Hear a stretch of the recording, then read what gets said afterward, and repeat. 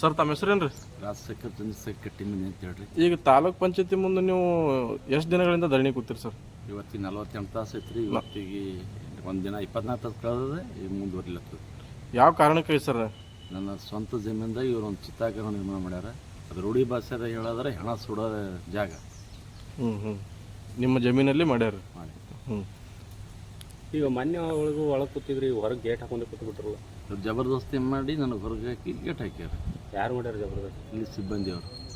ಈಗ ಮತ್ತು ಜಬರ್ದಸ್ತಿ ಮಾಡಿ ಹೊರಗೆ ಹಾಕಿದ್ವಾಗ ನೀವು ಅಧಿಕಾರಿಗೆ ಫೋನ್ ಹಚ್ಚಿವ್ರಿ? ಅಧಿಕಾರಿಗೆ ಫೋನ್ ಮಾಡೀನಿ. ಅವ್ರು ಚೇಂಬರ್ ಒಂದೇ ಹಾಕಂದ್ರೆ ಗೇಟ್ ಹಾಕಂದು ಎಲ್ಲ ನನಗೆ ಈಗಾಗಲೇ ಫೋನ್ ಹೇಳ್ಯಾರ. ಅವ್ರು ಯಾವ್ದು ಹಾಕಿದ್ರು ತಪ್ಪೇ ಅದು. ಇಂಥ ಚಳಿಗಾಲದಾಗ ಈ ಥರ ಕುಂದಿರ್ತೀವಿ ಅಂತಂದ್ರೆ ಅವರಿಗೆ ಮಾನವೀಯತೆನೇ ಇಲ್ಲದಂತ ಅಧಿಕಾರಿ ಅಮ್ಮ. ಈಗ ನಿಮ್ಮ ಜಮೀನ್ದಾಗ ರೀ ಸುಡುಗಾಡು ಮಾಡೋ ಮುಂದೆ ನಿಮಗೇನು ಮಾಹಿತಿ ಕೊಟ್ರೇನ್ರಿ? ನಾವು ನಿಮ್ಮ ಜಮೀನ್ದಾಗ ಸುಡುಗಾಡು ಮಾಡ್ತೀವಿ ಅಂತ ಯಾವುದೇ ಮಾಹಿತಿ ಇಲ್ಲ, ಯಾವುದೇ ದಾಖಲೆ ಇಲ್ಲ. ಅವ್ರು ಕಟ್ಟಿದಕ್ಕೂ ದಾಖಲೆ ಇಲ್ಲ. ನನ್ನ ಜಮೀನಿಗೆ ನಾನು ದಾಖಲೆ ಕೊಟ್ಟರೆ ಅವ್ರು ಅದು ಗಮನಿಸಿಲ್ಲ. ಅಧಿಕಾರಿಗಳು ಆಮದಿಂದ ಕಟ್ಟ್ಯಾರ. ಕಟ್ಟದ ಮ್ಯಾಗ ನಾ ಈಗಲೇ ದೂರ ಕೊಟ್ಟು ಭಾಳ ದಿನ ಆಗ್ಯದ, ಕಟ್ಟಿ ಭಾಳ ದಿನ ಆಗ್ಯದ. ಎಷ್ಟು ದಿನ ಆಯ್ತು ಸರ್ ಕಟ್ಟಿ? ಅಂದಾಜು 2019 ಅದು ನಿರ್ಮಾಣಗೊಂಡದ. ಅಲ್ಲಿಂದ ನೀವು ಹೋರಾಟ ಮಾಡಿಲ್ಲ ಏನು ಸರ್? ಅಲ್ಲ, ಅಲ್ಲಿ ಮುಂದೆ ಅಲ್ಲಿ ಒಂದು ಸ್ವಲ್ಪ ಗೊಂದಲಮಯ ಆಯಿತು. ಇಲ್ಲಿ ಅಧಿಕಾರಿಗಳು ಅಳಿಸ್ರಿ, ನಿಮ್ಮಲ್ಲಿ ಬತ್ತು ಅಂದರೆ ನಾವು ತೆರವುಗೊಳಿಸ್ತೀನಿ ಅಂತ ಅಂದಿನ ಅಧಿಕಾರಿಗಳು ಹೇಳಿದರು. ಇವತ್ತು ಹೇಳಿದಂಥ ಅಧಿಕಾರಿ ಇಲ್ಲಿ ಸ್ಥಳೀಯವಾಗಿ ಕೆಲಸ ಮಾಡಲ್ಲ.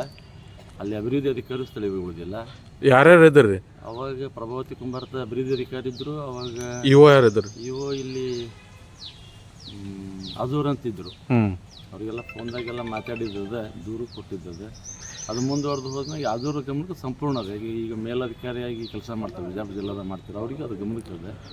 ಈಗ ನಿಮ್ಮ ಜಮೀನದಾಗ ಬಂದ್ರೆ ತೆಗಿತೀನಿ ಅಂತ ಅವ್ರು ಹೇಳಿದ್ರಿ. ಈಗ ಅದು ನಿಮ್ಮ ಜಮೀನದಾಗ ಅಂತೇಳಿ ನಿಮ್ಗೆ ಖಾತ್ರಿ ಆಗೈತ್ರಿ? ಈಗಾಗಲೇ ನಾವು ಸರ್ವೆ ಇಲಾಖೆ ದೂರು ಕೊಟ್ಟು ಅದಕ್ಕೆ 3 ವರ್ಷದ ನಂತರ ಬಂದು ಅಳದು ಹದ್ದಿ ಗುರುತು ಮಾಡಿ ಅದ್ರ ದಾಖಲೆ ಹಚ್ಚಿ ದೂರು ಕೊಟ್ಟು 2.5 ವರ್ಷ ಆಯ್ತು.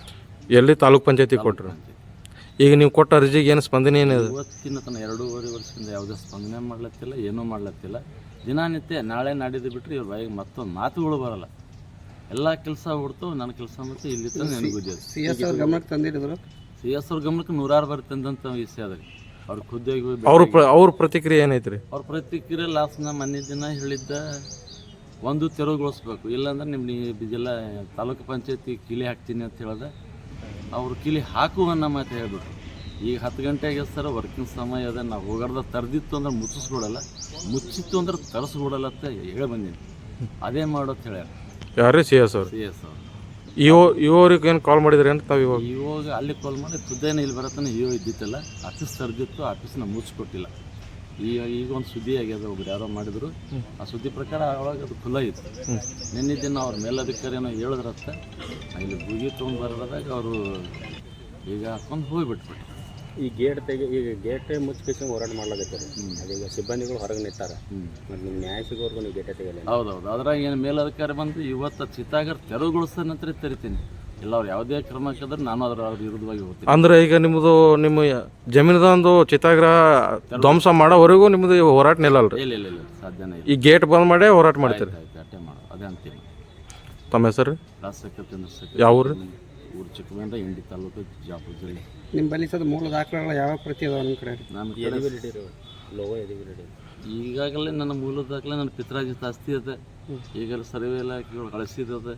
ಈಗಾಗಲೇ ಮೂಲ ಪಾಣಿ ಒಳಗೆ ಮೊದಲು ಅದು ಮಾಲಕ ನಾನು, ತಳಗೆ ಇನ್ನಿತರ ತಮ್ಮದೇರು ಅಂತಂಬರ್ಲ ಅದಾರ.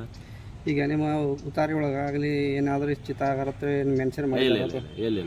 ಇಡೀ ನಮ್ಮ ಚಿಕ್ಕಬಳ್ಳಾಪುರ ಗ್ರಾಮಕ್ಕೆ ಯಾವುದೇ ಸಾಮಾಜಿಕ ಪೊಲಿಟಿಕಲರ್ ಆಗಿ ಸ್ಮಶಾನ ಜಾಗಗಳಿಲ್ಲ. ಈಗ ಇದಕ್ಕೊಂದು ಸ್ಮಶಾನ ಜಾಗ ಈ ಮೊದಲೇ DC ಅವ್ರ ಗಮನಕ್ಕೆ ತಂದೆ ನಾನೇ. ನಮ್ಮ ಊರಿಗೆ ಅವಶ್ಯಕತೆ ಅದ ಅಂತೇಳಿ ಅದು ಮುಂದುವರೆದಿಲ್ಲ. ಅದು ಹಿಂಗೆ ಈ ಥರ ಆಗೋಣ ಅದು ಅದ್ರ ಸ್ವಲ್ಪ ಕುಂಠಿತ ಆಗಿಬಿಡ್ತು. ಹೀಗಾಗಿ ಇವತ್ತು ತೆರವುಗೊಳಿಸ್ಬೇಕು, ಅವ್ರಿಗೆ ಅಮಾನತು ಮಾಡಬೇಕು. ಮತ್ತು ನಾ ದಿನಾಂಕ ಏನು ಕೊಟ್ಟಿನಿ ಆ ದಿನಾಂಕ ಇಲ್ಲಿ ತನಕ ಇರೋಂಥ ಎಲ್ಲ ಯೋಗವನ್ನು ಕ್ರಮ ಜರುಗಿಸ್ಬೇಕು. ಒಬ್ಬರು ಇಲ್ಲ 6 ರಿಂದ 7 ಮಂದಿ ಯೋಗಗಳಾಗ್ಯಾರ. ಈಗ ಎಲ್ಲರೂ ಓಡಾಫೆತನೇ ಮಾಡ್ಕೊತ ಬಂದಾರೆ. ಆವಾಗ ನರೇಗಾ ಪಗಾರ ಏನದಲ್ಲ 370 ನಿಗದಿಪಡಿಸಿದಂಥ ಪಗಾರ ಇವ್ರ ಪಗಾರದ ಕಟ್ ಮಾಡಿ ನನಗೆ ಪಗಾರ ಕೊಡಬೇಕು, ತೆರವುಗೊಳಿಸ್ಬೇಕು. ಇನ್ನೊಂದು ಸರ, ಈ ಸದ ಅಧಿಕಾರಿಗಳು ಈ ರೀತಿ ನಿರ್ಲಕ್ಷ್ಯ ಮಾಡಿ ನಿಮಗೆ ರಾತ್ರಿ ಮಾಡಿ ಬಿಟ್ಟು ಹೋದ್ರಲ್ಲ, ಅದಕ್ಕೆ ಏನು ಹೇಳಕ್ಕೆ ಇಷ್ಟಪಡ್ತಾರೆ? ಅವರಿಗೆ ಒಂದು ಮಾನವೀಯತೆ ಇಲ್ಲದಂಥ ಅಧಿಕಾರಿ ಅಂತ ಹೇಳ್ಬೋದು, ಬೇಜವಾಬ್ದಾರಿ ಅಧಿಕಾರಿ ಅಂತ ಹೇಳ್ಬೋದು. ಸರಿ ಮಾಡಿ ಹೋಗೋದು ಪ್ರತಿಯೊಬ್ಬ ಅಧಿಕಾರಿ ಜವಾಬ್ದಾರಿ ಅದು. ಅದೇನೇ ಇರಲಿ, ವಿಷಯ ಎರಡೇ ದೊಡ್ಡದು, ಸರಿ ಮಾಡ್ಲಿಕ್ಕೆ ಸಾಧ್ಯ ಇರುವಂಥದ್ದೇ. ಅದು ದೊಡ್ಡದೇನಿರಲ್ಲ. ಇಂಥ ಅಧಿಕಾರಿಗಳು ಬೇಕೇನು ನಿಮ್ಮ ತಾಲೂಕಿಗೆ?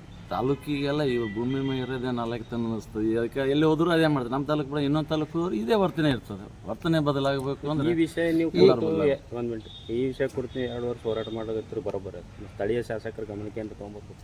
ಸ್ಥಳೀಯ ಶಾಸಕರ ಗಮನಕ್ಕೆ ತರೋದಕ್ಕೆ ನನಗೆ ಮೀರಿದ ವಿಷಯ ಇಲ್ಲ. ಸ್ಥಳೀಯ ಶಾಸಕರ ಆಶ್ರಯ ನನಗೆ ಬೇಕಾಗಿಲ್ಲ. ಅವ್ರ ಬಳಿ ಹೋಗೋ ಅವಶ್ಯಕತೆ ಇಲ್ಲ. ಹೋಗೋಂಥ ಮನುಷ್ಯನೂ ಅಲ್ಲ. ಈಗಿರುವ ಗ್ರಾಮ ಪಂಚಾಯತಿ ಅಭಿವೃದ್ಧಿ ಅಧಿಕಾರಿ ಅವ್ರ ಗಮನಕ್ಕೆ ಐತ್ರಿ? ಎಲ್ಲರ ಗಮನಕ್ಕೆ ಅದಾವೆ. ಹೆಚ್ಚು ಕಮ್ಮಿ ಚಿಕ್ಕವೇನ್ ಗ್ರಾಮ ಪಂಚಾಯತ್ ಇದು ಕಮಿಷನರ್ ಲೆವೆಲ್ ಗಮನಕ್ಕೂ ಅದಾರೆ. ಯಾರಿಗೂ ಗೊತ್ತಿಲ್ಲದ ವಿಷಯ ಅಲ್ಲ. ಆಲ್ರೆಡಿ ಈಗ 5 ವರ್ಷದಿಂದ ಕಳೆದ 5 ವರ್ಷದಿಂದ ಗ್ರಾಮ ಪಂಚಾಯತಿಗೆ ಸಂಪೂರ್ಣ ಕುಂಠಿತದೆ. ಅದೇ ಅಭಿವೃದ್ಧಿ ಕೆಲಸ ಇಲ್ಲ, ಮತ್ತೊಂದಿಲ್ಲ, ಮಗದೊಂದಿಲ್ಲ, ಯಾವುದೂ ಕೆಲಸ ಇಲ್ಲ. ಟೋಟಲಿ ಅವರು ಬೇಜವಾಬ್ದಾರಿ ಮಾಡೋದ್ರಿಂದ ಅದಕ್ಕೆ ಮೂಲ ಕಾರಣ ನಾನೇ, ಅದ್ರ ದೂರದಾರ ನಾನೇ. ಈಗಾಗಲೇ ಬಂದಾಗಿದ್ದು ನನ್ನಿಂದನೇ ಎಲ್ಲನೇ ಬಂದ. ಈಗಾಗಲೇ ಒಬ್ಬರು ಸಸ್ಪೆಂಡ್ ಕೂಡ ಆಗಿದ್ದಾರೆ ಆ ಪಂಚಾಯತ್ ಇದೇ ಪೀರಿಯಡ್ನಾಗ. ಮತ್ತು ಇಷ್ಟೆಲ್ಲ ದೊಡ್ಡ ಪ್ರಕರಣಗಳು ಇಟ್ಕೊಂಡು ಇಲ್ಲಿ ತನಕ ಅಧಿಕಾರಿಗಳು ಬರೋಕ್ಕೆ ಇರಲ್ಲ ಸರಿ.